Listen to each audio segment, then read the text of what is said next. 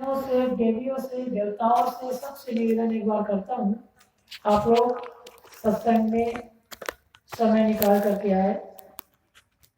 आज और कल का 2 दिन का सत्संग बचा है, 1 दिन का तो चला गया है। आइए आप लोगों के बीच इसी सत्संग के दौरान कुछ देर आप लोगों के बीच मैं भी उपस्थित हूँ, थोड़ी सी अपनी बात रखने जा रहा हूँ। कबीर नामं परमं पुनीतम् युगे युगे स्वामी हरन्ति दुःखम् दातारि मुक्तं पुरुषं पुराणं चरणारविन्दं सततं नमामि। अखण्डमङ्गलाकारं व्याप्तनियेन चराचरं तद्पदं दर्शितं येन तस्मै श्रीगुरुवे नमः। बन्दं साधु कबीर गुरु भ्रामतं सकल नसाय, जय धावति योगी अति सो घट माई न खाए। गुरु को की जय बंदगी, गुरु को की जय बंदगी, कोटि कोटि प्रणाम। कीर्तन जाने भृंग को हर गुरु आप समान। मानवता के मसीह, जन जन में निवास करने वाले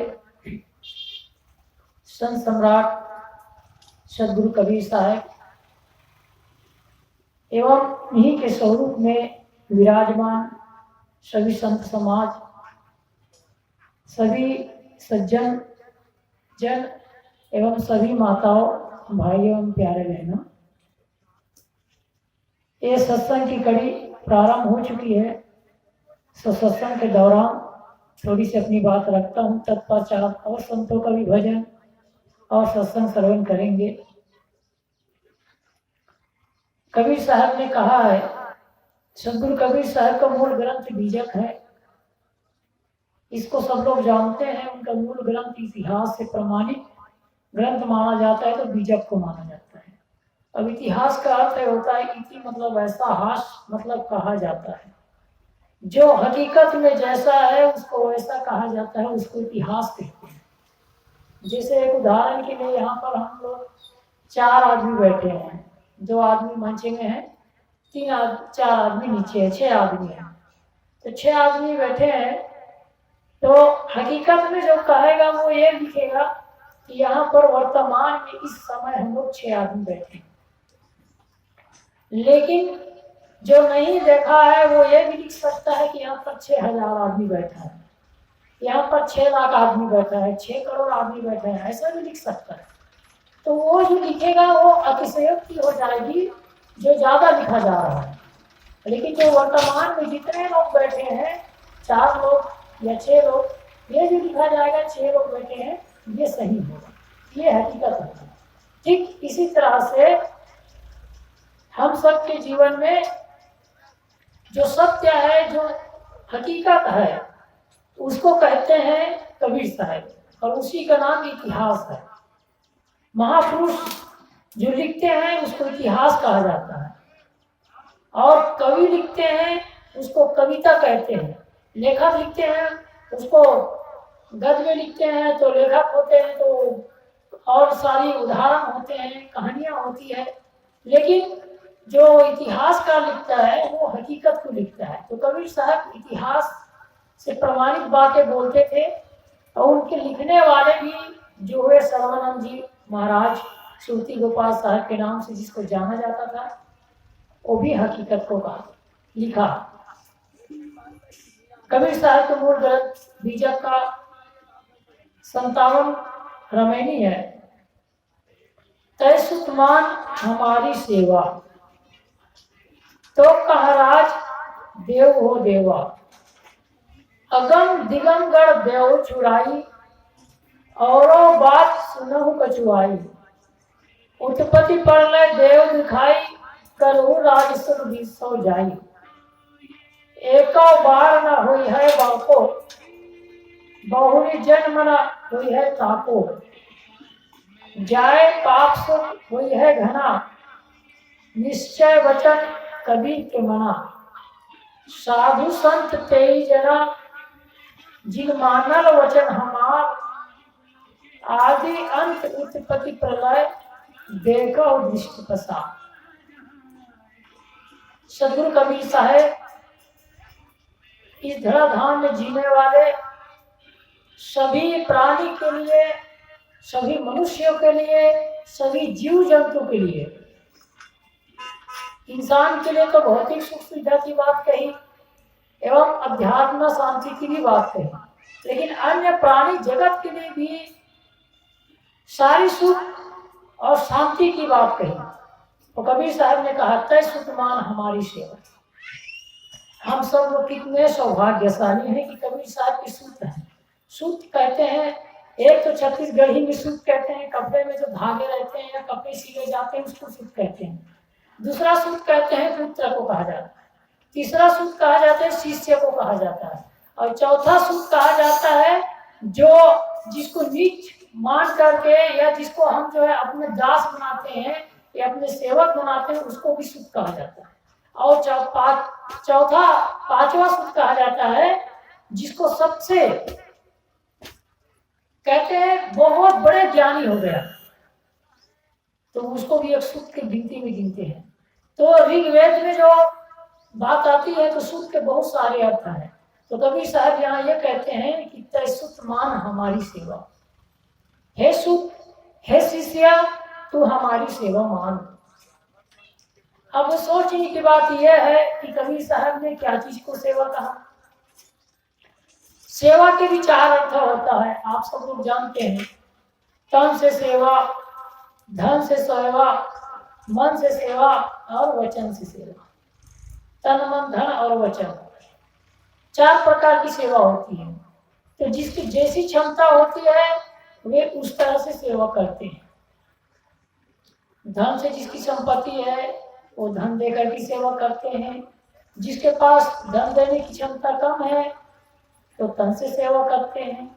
जिसके पास तन से भी सेवा करने की क्षमता नहीं है तो वचन से अच्छी वाणी बोलकर की सेवा करते हैं।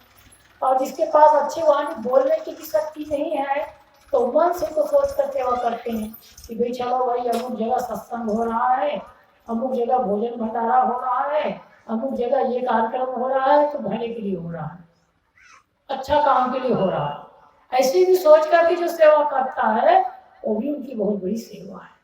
तो कबीर साहब कहते हैं, हे शिष्य, तू मेरी सेवा मान।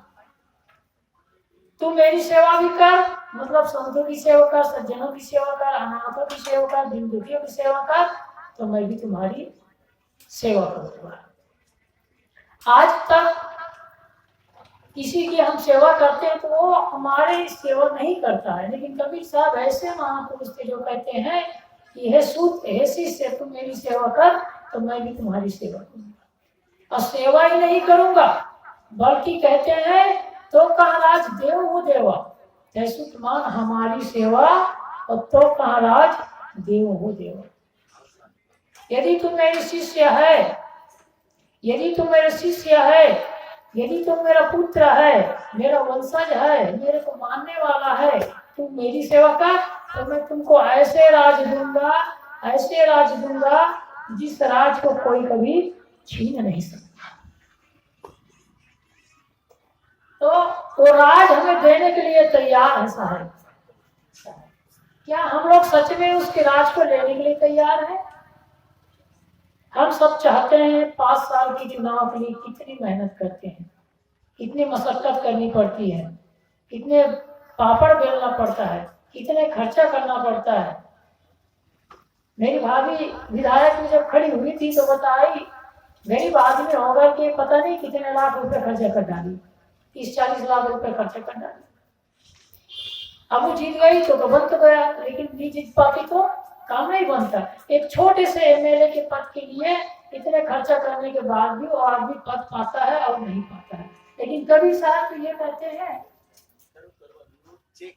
अभी कुछ मत करो बीच में। तो मैं कह रहा था, कबीर साहब ने जो कहा था, सुतमान हमारी सेवा। हम सब लोग चाहते हैं कि हम भी हमारी सेवा हो।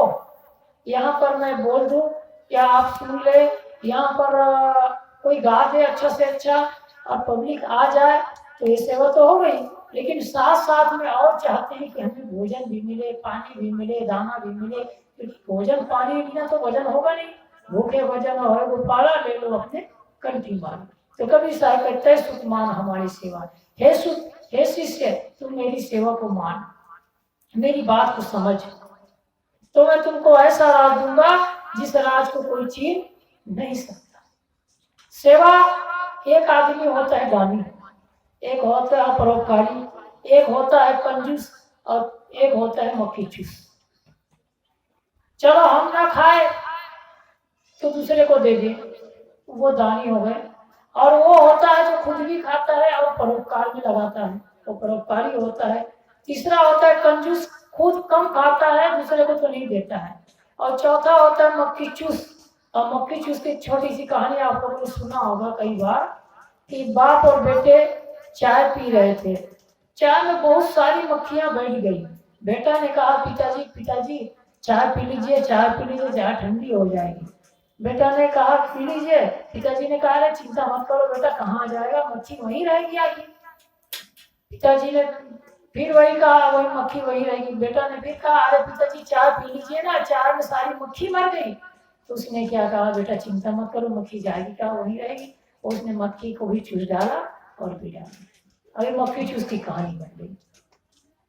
तो ये आदमी करता है कि नहीं, ये नहीं, लेकिन इतना जरूर है, कई लोग ऐसे हैं, साहूकार है, धन धरे धरे मर जाते हैं। कई साधु है जी, कहने की बात नहीं है, बड़े बड़े मंचों में बड़े बड़े प्रवक्ता हैं, उनके पास 50-50 करोड़ रुपए हैं, 2-4 करोड़ रुपए हैं, लेकिन गरीब साधु मर रहा है ना, तो उसको 10 रुपए बीमारी के लिए पैसा देना नहीं चाहिए। गरीब आदमी कोई मर रहा है ना, उसको 10 रुपए बीमारी के लिए पैसा नहीं देना चाहिए, ना इलाज नहीं कराना पड़ा चाहिए। तो ये कबीर साहब खास बात ये कहना चाहते हैं, आप लोगों में ये कंजूस ऐसा नहीं, साधुओं में भी वहां कंजूस। तो खास बात कबीर साहब ने जो कहा है कि तू मेरी सेवा कर, सेवा कर तन मन धन वचन से। जैसी तुम्हारी संपत्ति है, जैसी तुम्हारी योग्यता है, वैसी सेवा कर। नहीं तो क्या होगा, कोई चोर आएगा, एक सेठ के घर चोर आया, सब धन चुरा कर ले जाने लगे। उनकी बहू लोग देख रही थी, बहू लोगों ने कहा कि पिताजी धन को से चोर लोग ले जा रहा है। तो उसने सेठ ने कहा, अरे रोको लोगों को आवाज लगा। उसने कहा बहू लोगों ने कि पिताजी आज तक परवल की सब्जी क्या है, लौकी की सब्जी क्या है, करेले की सब्जी क्या है, मूंगा की सब्जी क्या है, बड़ी की सब्जी क्या है, हमने खाने के लिए नहीं जाना, इसलिए अच्छा है चोर को ले जाने दो, तो ले जाने दिया। तो ऐसी बहुत बातें आती है। तो कबीर साहब कहते हैं, तई सुत मान हमारी सेवा। हे सुत, हे शिष्य, तुम मेरी सेवा को मान, मेरी सेवा को मान, तब मैं तुमको ऐसा राज दूंगा जिसको कोई नहीं छीन सकता। यहाँ जो कुर्सी का राज दिया जाता है 5 साल के लिए, 5 साल के बाद बदल जाता है। अभी 90% लोगों के मन में चाहना थी और सोच थी और विश्वास भी था कि सिर्फ कम्युनिस्ट ही यहाँ आएंगे, कांग्रेस ही आएगा। लेकिन ऐसे अचानक सत्ता पलटी, ऐसे अचानक सत्ता पलटी, बीजेपी आ गई। तो देखिए कितना इसका मतलब विश्वास नहीं है, फिर भी इस कुर्सी के पीछे हम बहुत लगे हैं। एक छोटी सी कविता है, इसको कहकर मैं अपनी बात विराम दूंगा। और संत लोग भी विराजमान हो चुके हैं, और संत लोग को भक्तों से भी निवेदन है, आए या ना आए, संत लोग तो आएंगे, अपने विचार सुनाएंगे, लेकिन फिर भी निवेदन है आप लोग भी जल्दी से जल्दी आए। तो कुर्सी की बड़ी एक कविता है कि कुर्सी कैसे आदमी को गिराती है, कैसे उठाती है। आदमी जो है बाहर की, जो कोई भी आदमी बाहर के पद में रहता है वो तो नहीं गिरता उठता है। कोई किसान है तो किसान अपनी किसानी से कभी नहीं गिरता है। व्यापार है तो व्यापार में कमी हो जाएगा, लेकिन व्यापार काम नहीं छोड़ेगा, व्यापार रहेगा वो तो बने रहेगा, व्यापारी कहलाएगा। कोई साधु है तो साधु के पद से कभी रिटायर नहीं होता है। कोई नहीं कहता भूतपूर्व साधु, उसको साधु ही कहा जाता है। लेकिन 5 साल के जो पद मिलता है वो भूतपूर्व सरपंच या भूतपूर्व सैनिक या भूतपूर्व टीचर या भूतपूर्व इंजीनियर या भूतपूर्व मास्टर या भूतपूर्व डॉक्टर, लेकिन ये जो पद है वास्तविक पद है, जो कबीर साहब देते हैं वो पद कभी नहीं छीनता है। और वो क्या पद देते हैं? स्वरूप स्थिति का। और उसको पाने के लिए ये सारी परंपरा है। लेकिन आदमी सिर्फ कुर्सी के पद को ही पकड़ता है, तो कुर्सी की पद छूट जाती है। कुर्सी की एक छोटी सी कविता है कि कैसे भी हो कुर्सी भाई मैंने रखती है, ये अपने बड़े बड़ों को पहचाने रखती है। कुर्सी की ये आगे पीछे दुनिया दौड़ रही है, जिसकी कुर्सी उसकी तुति बोल रही है। कुर्सी के ये आगे पीछे दुनिया लड़ती मरती है, इसके आगे राजा गिरता रानी गिरती है। भले पेड़ से गिरने वाले उठकर खड़ा हुआ है, और कुर्सी से जो गिरा हुआ है अब तक पड़ा हुआ है। कैसी भी हो कुर्सी भाई मैंने रखती है, ये अपने बड़े बड़े को पहचाने रखती है। कुर्सी की बल पर सब कुछ बना हुआ है जी, और लगा हुआ है मेला तंबू तना हुआ है जी। कैसी भी हो कुर्सी भाई जान से प्यारी है, जान से प्यारी है कुर्सी ईमान से प्यारी है। कैसे कहूँ सच है कुर्सी, कैसे कहूँ झूठ, अब ये तो कहे तो ईमान से प्यारी है। कैसी भी हो कुर्सी भाई मैंने रखती है, और ये अपने बड़े बड़े को पहचाने रखती है। कैसे कैसे बैठे इस पर कैसे बैठ रहे, और रीढ़ नहीं है फिर भी देखो कैसे एक रहे। कोई दापे बैठा है कुर्सी, कोई तो चापे बैठा है। अरे दापो जाए चापो बेटा यहाँ तो जाएगी, और कुर्सी की इतिहास यही कुर्सी दोहराएगी। कैसी भी हो कुर्सी भाई मैंने रखती है, और ये अपने बड़े बड़ों को पहचाने रखती है। कुर्सी के आगे पीछे दुनिया लड़ती मरती है, इसके आगे राजा गिरता रानी गिरती है। और बड़े पेड़ से गिरने वाले उठकर खड़ा हुआ है, और कुर्सी से जो गिरा हुआ है अब तक पड़ा हुआ है। भले पेड़ से गिरने वाले उठकर खड़ा हुआ है, लेकिन कुर्सी से जो गिरा हुआ है अब तक पड़ा हुआ है। कैसी भी वो कुर्सी भाई मैंने रखती है, ये अपने बड़े बड़ों को पहचाने रखती है।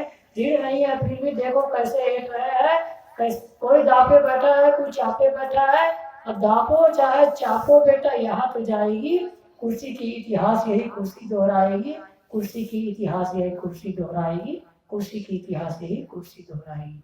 कविता और लंबी है, लेकिन खास बात इसमें पद पर कहा गया है कि बाहर के जो पद दिया जाता है पंच का, सरपंच का, या एमएलए का, एमपी का, और सीएम का, पीएम का, ये 5 साल के बाद, ये 10 साल के बाद, या 20 साल के बाद पूरा की पूरा खत्म हो जाता है।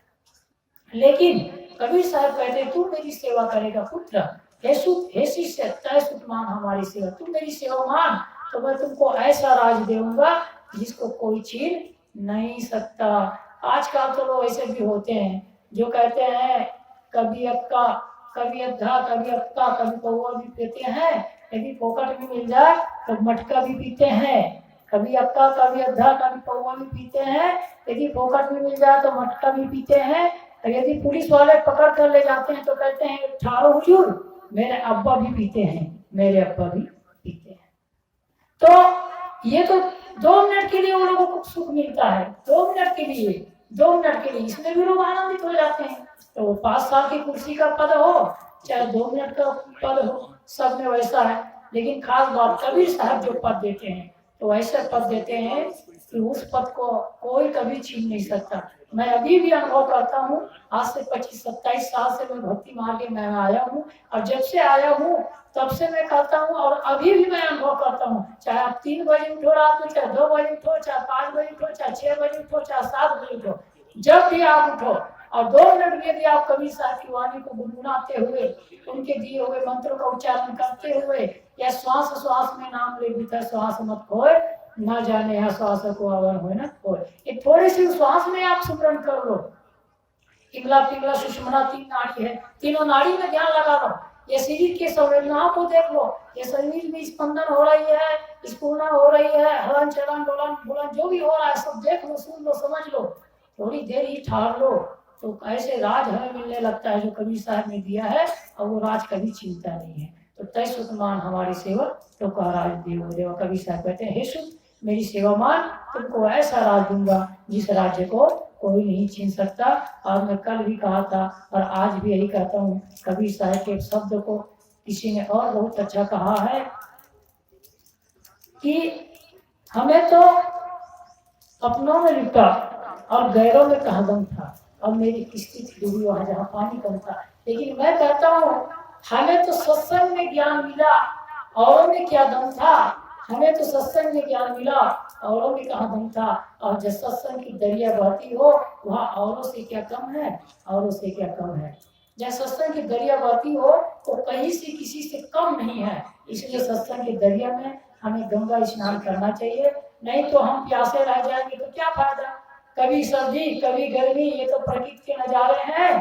कभी सर्दी कभी गर्मी, ये तो प्रकृति के नजारे हैं। और प्यासे वहां भी रह जाते हैं जो दरिया के किनारे हैं, जो दरिया के किनारे हैं। तो प्यासे नहीं रहना है, हमें पानी पीना है। सवाल पानी का नहीं प्यास का है, सवाल जिंदगी का नहीं साहस का है। जिंदगी में गुरु तो बहुत मिलते हैं सज्जनों, जिंदगी में गुरु तो बहुत मिलते हैं। सवाल गुरु को नहीं, गुरु पर विश्वास का है, गुरु पर विश्वास का है, गुरु पर विश्वास का है। हमें गुरु अच्छे मिले हुए हैं और सदगुरु प्रभाकर साहब जितने सरल मूर्ति हैं, ऐसे महापुरुष मिले हुए हैं। इस पर विश्वास नहीं किए, उनकी वाणी पर विश्वास नहीं किए, उनकी बातों पर विश्वास नहीं किए, उस पर नहीं चले तो गुरु बनाने से कोई फायदा नहीं होगा। इन्हीं वचनों के साथ अपनी वाणी को दूंगा विराम। हमारे बीच श्रद्धेय श्री संकल्प साहब जी विराजमान है।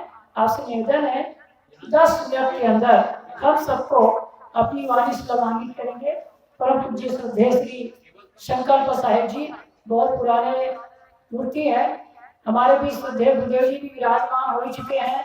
और भक्तों से निवेदन भरपूरा कि आप सब लोग यहाँ पर आए सत्संग में और सत्संग से लाभ उठाए। और श्रद्धेय श्री गुरुबोध साहिब सुबोध साहिब जी भी विराजमान हो ही रहे हैं और इस आश्रम के